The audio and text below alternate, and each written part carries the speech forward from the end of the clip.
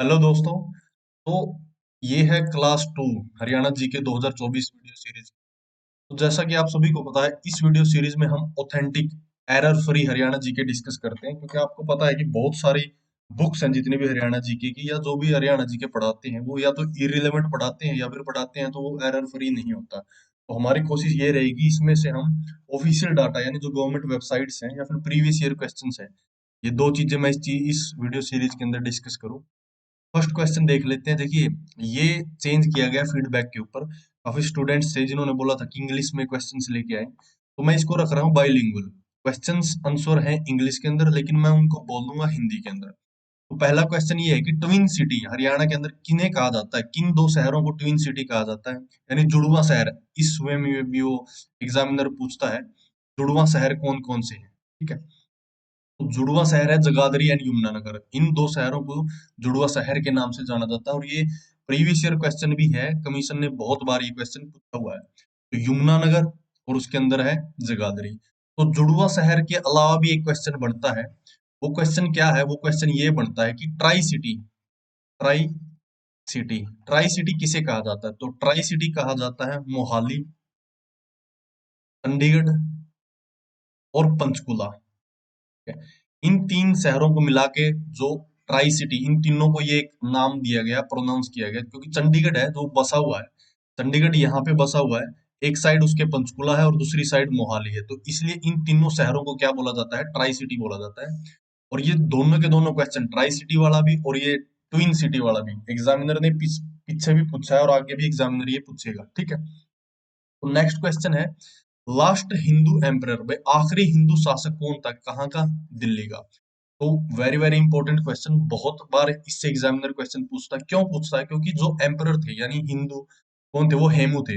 हेमू का संबंध भी हरियाणा से है। क्यों? क्योंकि हेमू का जन्म कहाँ पे हुआ था? रेवाड़ी के अंदर। तो इसलिए भी ये काफी इंपॉर्टेंट बन जाता है, क्योंकि जो हरियाणा है ये वही एरिया है, ये तो मॉडर्न हरियाणा है, उसकी बाउंड्री है 1966 के बाद जो बना है। लेकिन 1966 से पहले जितना भी हिस्ट्री रही है, ये हरियाणा, ये दिल्ली, ये जितना भी एरिया था, ये सारा एक ही एरिया था। यहाँ पे जो पंजाब है, यूपी है, राजस्थान है, ये सारा का सारा एरिया एक ही था। तो इसलिए ये इंपॉर्टेंट हो जाता है। दिल्ली सल्तनत या फिर मुगल्स टाइम पीरियड, वहां पे ये सारी चीजें इंपॉर्टेंट हो जाती है। इससे जो जो क्वेश्चन बनते हैं मैं आपको बता देता हूँ। तो एक क्वेश्चन ये आ जाता है कि जो हेमू थे वो वजीर थे, किसके वजीर थे? तो वे वजीर थे आदिल शाह सूरी के। आदिल शाह सूरी के। ठीक है, सुर एम्पायर आप सभी को पता है। सुर एम्पायर सेकंड अफगान एम्पायर था। सेकंड अफगान कैसे था? जो फर्स्ट अफगान एम्पायर था वो थी लोधी डायनेस्टी। ठीक है, लोधी डायनेस्टी। लेकिन सुर एम्पायर जब दिल्ली सल्तनत का डिक्लाइन हो गया था, उसके बाद जब मुगल्स आए थे, तो उस टाइम में एक पोज आ गया था, मुगल्स को भी हटा के सुर एम्पायर आ गया था, तो ये सेकंड अफगान एम्पायर था। तो ये भी बहुत बार एग्जामिनर ने पूछा हुआ है। तो ये किसके वजीर थे? आदिल शाह सूरी के ये वजीर थे। और एक क्वेश्चन इसके अलावा भी बनता है कि इन्होंने विक्रमादित्य की उपाधि ली थी। ठीक है ना, विक्रमादित्य की उपाधि। तो इन्होंने विक्रमादित्य की उपाधि कब ली थी? इन्होंने उपाधि ली थी बैटल ऑफ दिल्ली के बाद। ठीक है, इन्होंने बैटल ऑफ दिल्ली जीता था, इसके अंदर विक्ट्री हासिल की थी, और उसके बाद ही इन्होंने विक्रमादित्य की उपाधि ली थी। एक क्वेश्चन यहाँ से ये भी बनता है कि कब हेमू की डेथ हो गई थी? तो इनकी डेथ किस बैटल में हुई थी? सेकंड बैटल ऑफ पानीपत में इसकी डेथ हुई थी। और इसी बैटल में अकबर ने गाजी की उपाधि ग्रहण की थी। तो ये क्वेश्चन काफी इंपॉर्टेंट बन जाते हैं जो हमने अभी नोट डाउन किए हैं। लास्ट हिंदू कौन था एम्परर? वो थे हेमू। हेमू लास्ट एम्परर थे, और रेवाड़ी इनका जन्म हुआ था। वजीर किसके थे? ये आदिल शाह सूरी के थे, यानी सुर एम्पायर थे उस टाइम पे। ये वजीर थे, रेवाड़ी में इनका जन्म। विक्रमादित्य की उन्होंने उपाधि बैटल ऑफ दिल्ली के बाद ली थी, और सेकंड बैटल ऑफ पानीपत में इनकी हत्या कर दी गई थी। अकबर ने इनको बिहेड कर दिया था, सर काट दिया था। और इसके साथ ही करंट में एक क्वेश्चन ये भी बन सकता है कि इनका समाधि स्थल कहाँ पर है? इनका समाधि स्थल है पानीपत के अंदर। ये क्वेश्चन भी एग्जामिनर पूछ सकता है, और पीछे भी उन्होंने कई बार पूछा है। इसके साथ ही कुछ क्वेश्चन तो ऐसे हैं ही कि भाई ये किस चीज से जुड़े हुए थे? ये ट्रेडिंग से जुड़े हुए थे साल्ट पीटर के। वो बहुत बेसिक से क्वेश्चन है, लेकिन जो मोस्ट इंपोर्टेंट क्वेश्चन जहां से एग्जामिनर पूछ सकता है वो ये थे, हमने डिस्कस कर लिए। तो नेक्स्ट क्वेश्चन है कि central institute of cotton research इसका जो रीजनल सेंटर है वो हरियाणा में कहाँ पर है? देखो, इसका एक रीजनल सेंटर है मतलब, पर इसका एक मेन सेंटर भी होगा, मेन हेडक्वार्टर भी होगा। तो इसका रीजनल सेंटर कहाँ पे है? सिरसा के अंदर है। वेरी वेरी इंपॉर्टेंट है। Central institute of cotton research.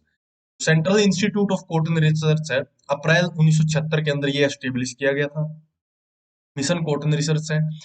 और ये ICAR, Indian council of agriculture research, इसके अंदर, इसके द्वारा एस्टेब्लिश की गई एक बॉडी है। इसके द्वारा बहुत सारी बॉडी एस्टेब्लिश की गई हैं, जैसे ड्राईलैंड, अलग अलग टाइप की बॉडीज, जैसे शुगर, बहुत सारे इंस्टीट्यूट हैं, कॉटन रिसर्च, और ये बहुत सारे इंस्टीट्यूट है जो आईसीआर द्वारा एस्टेब्लिश किए गए हैं। हम वन बाय वन पढ़ेंगे, जो हरियाणा से भी जुड़े हुए हैं।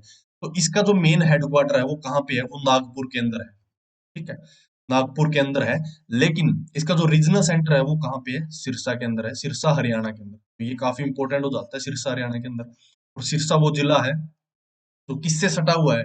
एक तरफ पंजाब से, दूसरी तरफ राजस्थान से मिला हुआ है।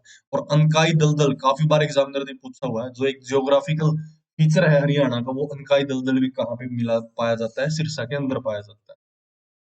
तो वेस्टर्न यमुना कैनाल, इससे भी मैंने फर्स्ट जो वीडियो थी उसमें भी मैंने फर्स्ट क्लास में भी ये डिस्कस किया था, क्योंकि ये काफी इंपॉर्टेंट है। एग्जामिनर ऐसे पूछता है कि हरियाणा की सबसे पुरानी और सबसे बड़ी कैनाल कौन सी है, तो वो यही है, पश्चिमी यमुना कैनाल, तो या फिर पश्चिमी यमुना नहर।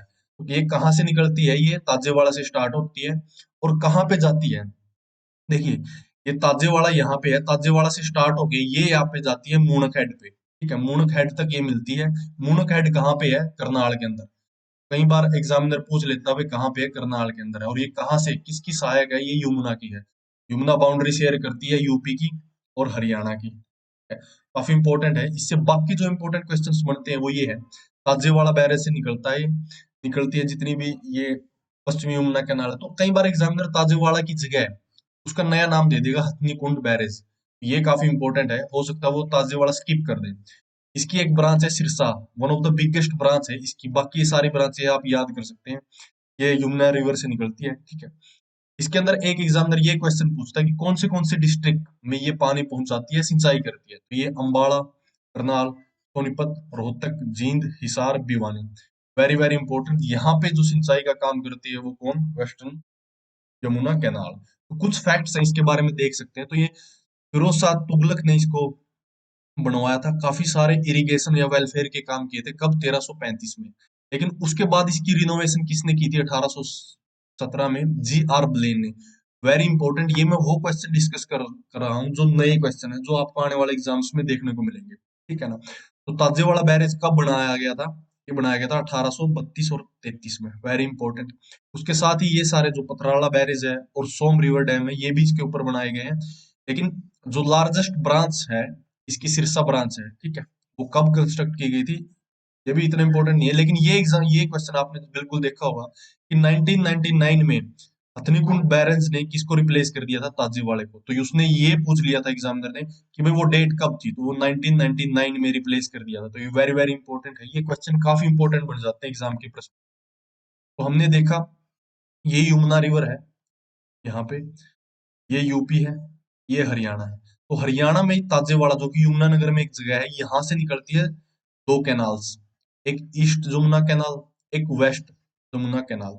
इसके अलग अलग पार्ट हैं, एमएलएल, एलएलएल, पे मिडल, मेन लाइन। ये मेन लाइन है, ये डिवाइड कर देते हैं इसको, पोर्शन को। क्योंकि आपने एक चीज पढ़ी होगी, आरडी। जब भी रिवर का एक डिस्टेंस होता है, रीच डिस्टेंस या रिवर डिस्टेंस, जीरो से हम ऐसे लिखते हैं, वे 12,000 आरडी, ऐसे एक डिस्टेंस होता है। तो ये इनके नाम अलग अलग डिवाइड कर देते हैं, मेन लिंक लाइन। ठीक है, ऐसे ही इसके साथ ही एक और कैनाल है जिसका नाम है ऑगमेंटेशन, ऑगमेंटेशन कैनाल। आपको क्या पता है? ये कमेंट सेक्शन में अगर पता है तो ये बताइए कि ऑगमेंटेशन कैनाल किस के द्वारा बनाई गई थी। वेरी वेरी इंपॉर्टेंट है ये। ठीक है, अगर आपको पता है तो आप कमेंट सेक्शन में जरूर इसके बारे में बताएं। तो नेक्स्ट क्वेश्चन हम देख लेते हैं कि भाई international solar alliance, very very important है। तो इसका हेडक्वार्टर कहाँ पे है? इसका हेडक्वार्टर कहाँ पे है? बिल्कुल हरियाणा के अंदर भी है। और हरियाणा के अंदर कहाँ पे है? गुरुग्राम के अंदर। ठीक है, कब एस्टेब्लिश किया गया था? ये 30 नवंबर 2015 को। तो एग्जामिनर ने 2015 तो बहुत बार पूछा है, क्या पता आगे आने वाले टाइम में वो 30 नवंबर भी पूछ ले। ठीक है, तो कहाँ पे है? यहाँ पे गुरुग्राम के अंदर। गुरुग्राम को हम मिलीनियम सिटी के नाम से भी जानते हैं। वेरी वेरी इंपॉर्टेंट है। इसके साथ ही मैं बता दूं एक चीज, एक नया क्वेश्चन अगर आपको देखने को मिल सकता है, क्योंकि अभी क्या हो रहा है, एग्जामिनर क्या कर रहा है, वो स्टेटमेंट में क्वेश्चन पूछ रहा है, दो तीन स्टेटमेंट दे देगा। वो ये दे देगा क्या गुरुग्राम में हेडक्वार्टर है, क्या 2015 में बना था, और क्या इसकी जो लैंग्वेज है वो हिंदी और इंग्लिश है। तो यहीं पे आप गलती कर बैठोगे। हिंदी इंग्लिश नहीं है, इंग्लिश और फ्रेंच। ठीक है, तो हिंदी नहीं आएगी ऑप्शन में, तो इंग्लिश है इसकी ऑफिशियल लैंग्वेज और फ्रेंच ऑफिशियल लैंग्वेज है। तो ये काफी इंपॉर्टेंट है, ये नए क्वेश्चंस जो आपको देखने को मिलेंगे।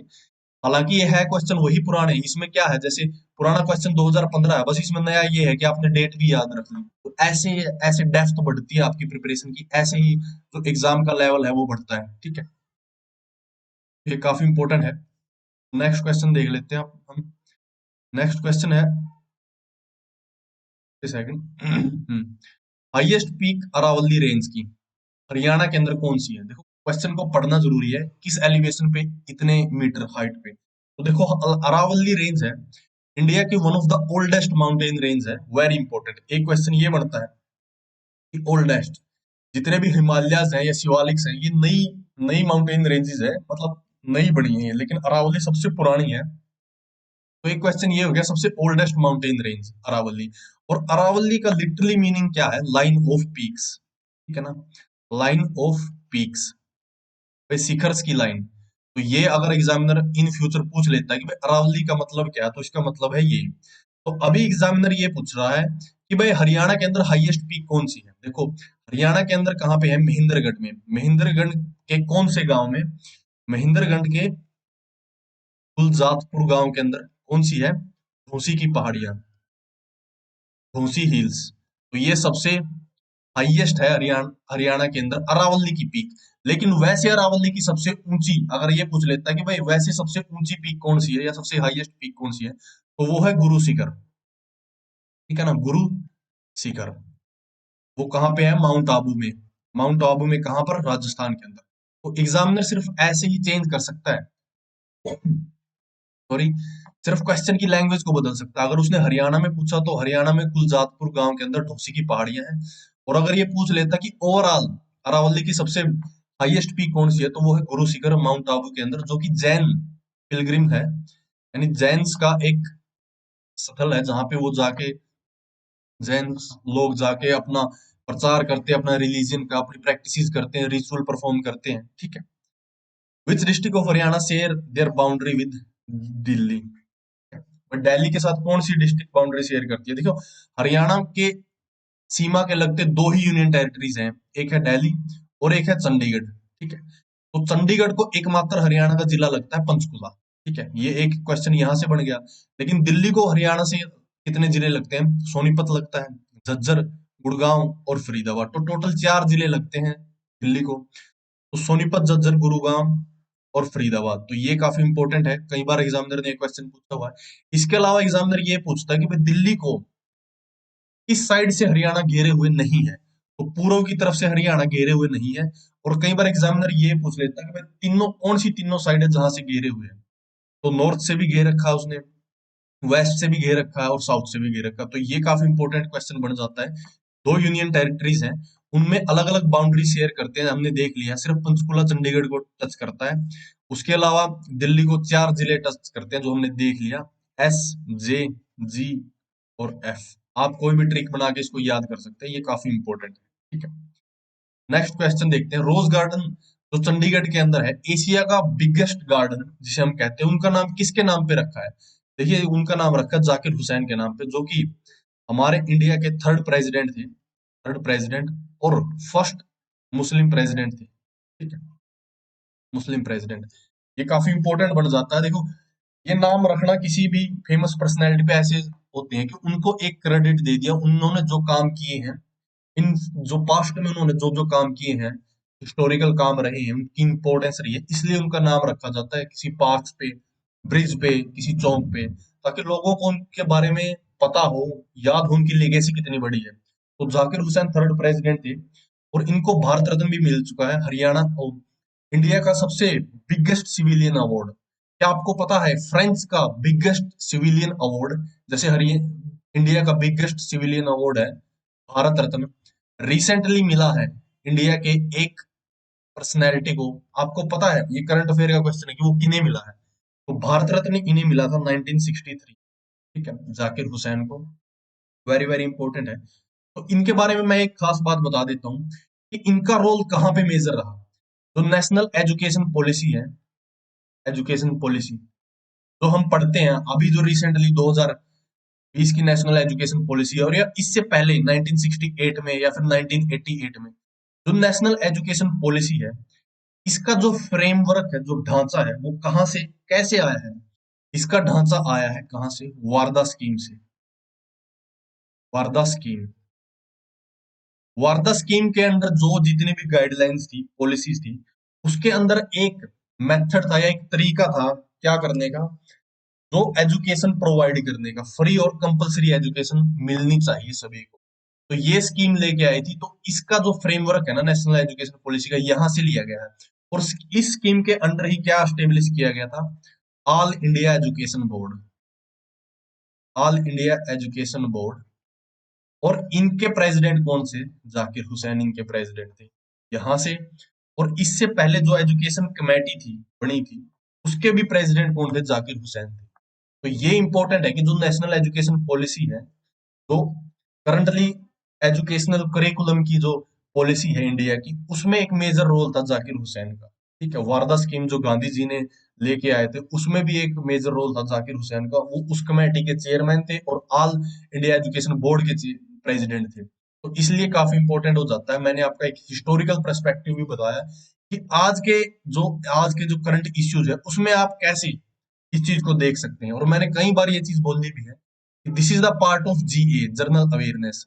अब जाकिर हुसैन के बारे में नहीं पूछेगा एग्जामिनर, एग्जामिनर पूछ लेगा कि नेशनल एजुकेशन पॉलिसी में जाकिर हुसैन का क्या रोल है, या फिर ऑल इंडिया एजुकेशन बोर्ड की प्रेसिडेंट कौन थे। तो ऐसे इंपॉर्टेंट हो जाता है ये। ठीक है, तो जो माता शीतला देवी टेम्पल है, कहाँ पे है? गुरुग्राम के अंदर है। एक क्वेश्चन तो ये हो गया।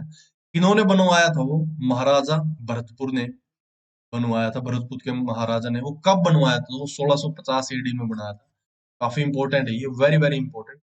माता शीतला देवी मंदिर, ये इंपॉर्टेंट है, आप नोट डाउन कर सकते हैं। तो state council of educational research and training, जिसको हम बोलते हैं SCERT। ठीक है, SCERT ये कहाँ पे है? ये कहाँ पे है? ये गुरुग्राम के अंदर है SCERT का हेडक्वार्टर। और ये कब स्टेब्लिश किया था? 1985 में। तो दो क्वेश्चन हमें यहाँ से मिल गए। एक तो गुरुग्राम के अंदर, गुरुग्राम के अंदर, और एक कहाँ पे है, एक कब स्टेब्लिश की गई थी? 1985 में। ठीक है, जितने भी टेक्निकल या रिसर्च की जो जितने भी कोर्स करिकुलम है, वो सारे इसके अंडर में आती है। तो this is very very important, आप नोट डाउन कर सकते हैं, क्योंकि डेट वाले क्वेश्चन हमेशा इंपॉर्टेंट हो जाते हैं। हमेशा एग्जामिनर डेट वाले क्वेश्चन उसके फेवरेट होते हैं। ठीक है, तो 22nd डिस्ट्रिक्ट ऑफ हरियाणा कौन सा था? 22nd डिस्ट्रिक्ट यानी आखिरी डिस्ट्रिक्ट चरखी दादरी था। टोटल हरियाणा के अंदर 22 जिले हैं। हरियाणा के अंदर 22 है, लेकिन हरियाणा जहां से निकल के आया, जिस पंजाब का भाग था, उसके अंदर 23 जिले हैं। ये भी आपको याद रखने की जरूरत है। और रिसेंटली जो सबसे बड़ा इंडिया का राज्य है, यानी राजस्थान, रिसेंटली उसके एक नए सीएम अपॉइंट हुए हैं। और उसके साथ ही उसके अंदर कुछ क्वेश्चन इंपॉर्टेंट हो जाते हैं। हालांकि एक दो क्वेश्चन डिस्कस कर देता हूँ मैं। 33 जिले उसके अंदर है, और नंबर ऑफ सीट है 200। तो ये चीजें मैं सेपरेटली डिस्कस करूंगा, दो इंपॉर्टेंट हो जाते हैं। ठीक है, तो इसके अलावा देखो, चरखी दादरी है। हम देख लेते हैं कि 1 नवंबर जब हरियाणा का गठन हुआ था 1966 को, 1966 से पहले भी हरियाणा की बहुत बड़ी हिस्ट्री है। उस टाइम 7 जिले थे। ठीक है, जैसे कि मैंने पहले भी बताया, जींद नया जिला बना था 1966 में। और जींद से पहले महेंद्रगढ़ कब? 1948 में, देश आजाद होने के बाद महेंद्रगढ़ छठा जिला बना था, और उससे पहले 5 जिले थे। ठीक है, 1 नवंबर 1966 के बाद 22 दिसंबर 1972 को 2 जिले का गठन हुआ था। किस किसका? भिवानी और सोनीपत। ठीक है, कौन से? भिवानी और सोनीपत, इनका गठन हुआ था। उसके साथ ही नेक्स्ट ईयर, यानी 23 जनवरी 1973 को, इसका कुरुक्षेत्र का, यहाँ पे कुरुक्षेत्र का गठन हुआ था। KKR लिख देता हूँ मैं, शॉर्ट फॉर्म उसकी। उसके साथ ही 1973 के बाद 1975 सिरसा, ये यहाँ पे सिरसा का गठन हुआ था कब? 1975 में, 26 अगस्त 1975 को। ठीक है, आपने ये याद कर लेने हैं, 26 अगस्त 1975 को सिरसा का गठन हुआ था। उसके साथ ही 1979 1979 में, यानी जब आप पीछे की डेट से याद कर लेते हैं ना, 2 अगस्त 1979 को किसका, फरीदाबाद का, है ना, फरीदाबाद का गठन किया गया था। तो ये गठन आप कैसे याद रखते, 66 के बाद 72 आ गया, फिर एक साल 73, फिर 75, फिर 1979, फिर 1 नवंबर 1989 में 4 जिलों का गठन हुआ था, कैथल, रेवाड़ी, पानीपत और यमुनानगर। ऐसे करते करते जब हम आते हैं, कहाँ पे आते हैं हम, 4 दिसंबर 2016 को जब आते हैं, 4 दिसंबर 2016, उस दिन सरखी दादरी का एक अलग जिले के रूप में गठन हुआ था। और रिसेंटली अगर मैं बताऊं तो जल्द ही हरियाणा के अंदर रीऑर्गेनाइजेशन होने वाला है, और हो सकता है जिले बढ़ जाए, जैसे गोहाना एक जिला है, गोहाना हो, हांसी हो, इनको नए जिले का दर्जा दिया जा सकता है। ठीक है, तो ये चीजें डेवलपमेंट में, क्योंकि सब डिवीजन तो ऑलरेडी बढ़ा दिए हैं, 80 कर दिए हैं, तो हम इन फ्यूचर सारे के सारे क्वेश्चन देखने वाले हैं। ठीक है, तो अभी टोटल ब्लॉक्स कितने हैं हरियाणा के अंदर, 143 हैं। ये क्वेश्चन बी उसने ग्रुप डी में पूछा हुआ था। तो हरियाणा के अंदर अगर डिवीजन की बात करूं मैं, डिवीजन की टोटल टोटल 6 डिवीजन है। और जो दो नए डिवीजन थे, फरीदाबाद, फरीदाबाद और करनाल, ये नए जिले, नए डिवीजन के रूप में कब बने, 21 फरवरी 2017 को। Very important. इसके साथ ही सब डिवीजन अभी बढ़ के 80 हो गए हैं। ठीक है, पहले ये 74 थे, अभी 6 और बढ़ा दिए, तो टोटल कितने हो गए हैं, 80 हो गए हैं। और तहसील, टोटल कितनी तहसील है, 95 तहसील है। ठीक है, वेरी वेरी इंपॉर्टेंट है ये। के साथ ही ब्लॉक्स हमने देख लिए, टाउन देख लिए, 154 है। और 6841 ये कितने हैं, विलेजेस हैं। देखो, कई बार एग्जामिनर कंफ्यूज कर देता है, वो पूछ लेता है कि भाई करंटली, अगर करंटली पूछता है ना भाई आज कितने गांव हैं, या फिर ये पूछ लेता है कि भाई हरियाणा में कितने गांव हैं, तो हमने 2011 के सेंसस के अकॉर्डिंग ही चलना है। ठीक है ना, अगर वो एरिया पूछता है, या फिर वो पूछता है पॉपुलेशन, वो कुछ भी पूछे, अगर उसने स्पेसिफिकली मेंशन नहीं किया है ना, तो हम चलेंगे 2011 की सेंसस के अकॉर्डिंग। ठीक है, तो चलिए नेक्स्ट क्वेश्चन देख लेते हैं। हरियाणा साहित्य अकादमी का गठन कब हुआ था, 1970। तो 9 जुलाई 1970 को हरियाणा साहित्य अकादमी का गठन हुआ था। यह है हरियाणा साहित्य अकादमी। लेकिन हरियाणा, अगर वो पूछ लेता है संस्कृत, हरियाणा संस्कृत साहित्य अकादमी का गठन कब हुआ था, तो इसका गठन हुआ था 8 अगस्त 2002 को। अगर वो पूछ लेता है हरियाणा पंजाबी साहित्य अकादमी का गठन कब हुआ था, तो अक्टूबर 1996 में। अगर वो पूछ लेता है कि हरियाणा उर्दू साहित्य अकादमी का गठन कब हुआ था, तो कब हुआ था, 22 दिसंबर 1985 को। काफी इंपॉर्टेंट है ये क्वेश्चंस, तो आपने ये नोट डाउन कर लेना है कि यहीं से एग्जामिनर के क्वेश्चन बनते हैं। ठीक है, तो सुल्तानपुर नेशनल पार्क कहाँ पे है, सुल्तानपुर नेशनल पार्क है गुरुग्राम के अंदर। ये है यहाँ पे हमारा गुरुग्राम, गुरुग्राम के अंदर। आप थोड़ा सा विजुअल मेमोरी से चलेंगे तो आपको याद करने में आसानी रहेगी। और इसके अलावा एक और नेशनल पार्क है हरियाणा के अंदर, कालेसर, वो यमुनानगर में है। कालेसर वही नेशनल पार्क है जहां से यमुना हरियाणा के अंदर एंटर करती है। ठीक है, वेरी इंपॉर्टेंट। तो Indian national defence university Haryana के अंदर कहाँ पे है, इंडियन नेशनल डिफेंस यूनिवर्सिटी, तो हरियाणा के बिनोला, गुरुग्राम के अंदर है। कब एस्टेब्लिश की गई थी, 23 मई 2013 को एस्टेब्लिश की गई थी। इसकी डेट भी इंपॉर्टेंट है। जैसे हम बाकी यूनिवर्सिटीज की डेट याद रखते हैं, जैसे एमडीयू 1970, ठीक है, MDU 1976, sorry, HAU 1970, Kurukshetra university 1956। First जो कॉलेज हमने देखा 1926, मैंने पिछली वीडियो में भी डिस्कस किया था, नेकीराम के नाम पे रोहतक में एस्टेब्लिश किया गया था। तो ये ऐसे हम याद करते हैं। तो ये इंडियन नेशनल डिफेंस यूनिवर्सिटी कहाँ पे है, गुरुग्राम के अंदर है। Very very important. ठीक है, तो नेक्स्ट क्वेश्चन देख लेते हैं कि भाई कहाँ पे जो टूरिस्ट प्लेस है वो बर्ड्स के नाम पे रखे गए हैं, तो कहाँ के रखे गए हैं, हरियाणा के अंदर जितने भी टूरिस्ट प्लेस आप विजिट करोगे बर्ड्स के नाम पे, जैसे बुलबुल, स्पैरो, ये सारी चीजें। क्योंकि हरियाणा जो टूरिज्म कॉर्पोरेशन है, जिसका हेडक्वार्टर कहाँ पे है, चंडीगढ़ में है, उसका जो मोटो है उसके ऊपर भी किसकी फोटो है, या कौन से बर्ड की है, उसके ऊपर है मोर की। वेरी वेरी इंपॉर्टेंट है। और हम 1 सितंबर को टूरिज्म डे के रूप में सेलिब्रेट करते हैं। और आप कमेंट सेक्शन में ये बताइए कि हरियाणा टूरिज्म कॉर्पोरेशन है वो कब स्टेब्लिश किया गया था, 1974 को, 73 को, 72 को, या फिर 66 को। 2011 की सेंसस के अकॉर्डिंग पॉपुलेशन डेंसिटी कितनी है, तो हरियाणा की पॉपुलेशन डेंसिटी है 573। ठीक है, इस पॉपुलेशन डेंसिटी में हरियाणा का 5वां स्थान है। तो जब हम पॉपुलेशन डेंसिटी की बात करते हैं, तो पॉपुलेशन डेंसिटी अगर वो पूछ लेता है कि भाई रूरल एरिया की, तो रूरल एरिया की अगर वो पॉपुलेशन डेंसिटी पूछता है तो 391 सेकंड।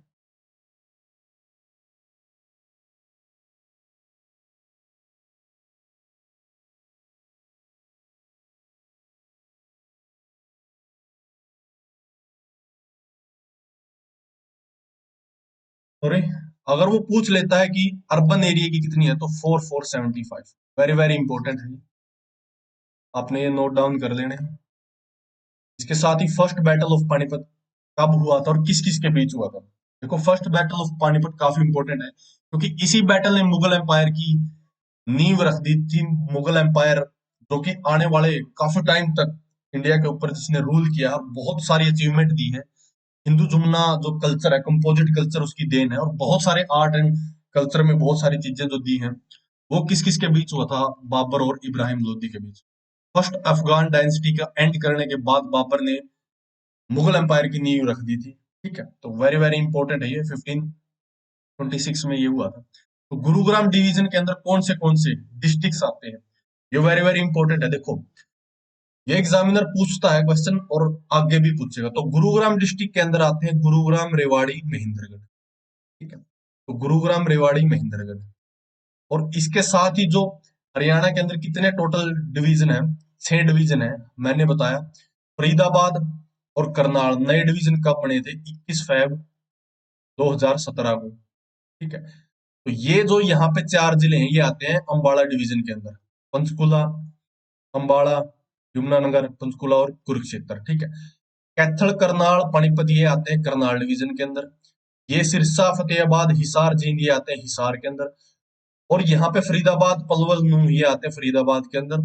और जो ये सबसे बड़ा डिवीजन है हरियाणा का वो है रोहतक। रोहतक के अंदर सोनीपत, रोहतक, भिवानी, चरखी दादरी और झज्जर, ये डिस्ट्रिक्ट आते हैं किसके अंदर, रोहतक के अंदर। हरियाणा के अंदर 6 डिवीजन है। जो नवनिर्मित गठित डिवीजन है वो फरीदाबाद और करनाल, उनकी डेट मैंने बता दी, 2017 में स्टेब्लिश किए थे। और इसके साथ ही ये बाकी डिवीजन और इनके अंदर अलग अलग डिस्ट्रिक्ट्स वो हमने डिस्कस कर ली। ये काफी इंपॉर्टेंट है, आप इसको नोट डाउन कर सकते हैं।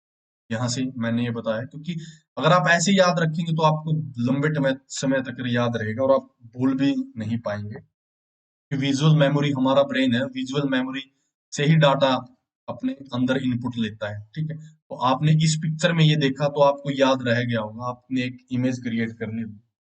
तो ऐसे हमने ये डिस्कस किए क्वेश्चंस हरियाणा जीके के, वेरी वेरी इंपॉर्टेंट है। तो मैं अगेन रिपीट करता हूँ, देखिए, इस वीडियो सीरीज की खास बात ये है कि ये तो एक तो 100% एरर फ्री है ये। ठीक है, इसके साथ ही जो चीजें हरियाणा करंट अफेयर है और बाकी सारी चीजें हैं, मैं वन बाय वन इसके अंदर डिस्कस करूँ। मेन चीज यही होती है एरर ना होना। ठीक है, लेकिन हरियाणा के अंदर दो चीजें हैं जो हरियाणा के अंदर हरियाणा जी को लेकर कंफ्यूजिंग है। पहली तो मैं आपको बता देता हूँ थोड़ी सी इसके बारे में। पहली चीज तो है एरर्स। एरर्स, बुक्स में बहुत से एरर हैं, आप कोई भी बुक उठा के देख लो, जो भी मैंने 2 बुक बताई हैं उनमें भी देखोगे तो उनमें भी एरर है। दूसरी बुक है इरिलेवेंट। इरिलेवेंट, बिल्कुल हरियाणा जीके की वेटेज अगर ज्यादा है, 25% है, तो इसका मतलब ये नहीं है कि हरियाणा जीके से ही सिलेक्शन होगा। तो मतलब हरियाणा जीके की इतनी इन्फॉर्मेशन प्रोवाइड कर दी है जितने एग्जामिनर नहीं पूछता, जितना डाटा वो नहीं पूछता। वो हमेशा 25 अगर क्वेश्चन पूछता है तो 20 से 21 क्वेश्चन रिपीट होते हैं और बाकी क्वेश्चन होते हैं वो करंट अफेयर से या एक दो क्वेश्चन नया मिल जाता है। तो इररिलेवेंट बहुत डाटा प्रोवाइड किया जा रहा है, तो मेरी कोशिश यही रहेगी कि आपको एक रिलेवेंट और एरर फ्री डाटा प्रोवाइड किया जाए। तो इस वीडियो सीरीज के सिर्फ दो ही मोटिव है कि आपको रिलेवेंट और एरर फ्री डाटा प्रोवाइड किया जाए। तो इसके साथ ही आप बने रहिए हमारे साथ, ऐसे ही हम बाकी जो एनटीए की एक सीरीज में स्टार्ट करने जा रहा हूँ जिसमें मैं एनटीए जीके डिस्कस करूंगा। तो बाकी सारी चीजों के लिए आप बने रहिए हमारे चैनल के साथ। This is all from my side, पढ़ते रहिए and do working hard. Thank you. अगर इसके अलावा भी आपको कोई कमेंट, किसी भी टाइप की प्रॉब्लम है तो आप कमेंट सेक्शन में कमेंट कर सकते हैं, हम उस राय को जरूर अपनाएंगे। इसके साथ ही आप हमारा व्हाट्सएप ग्रुप और टेलीग्राम ग्रुप भी ज्वाइन कर सकते हैं। Thank you.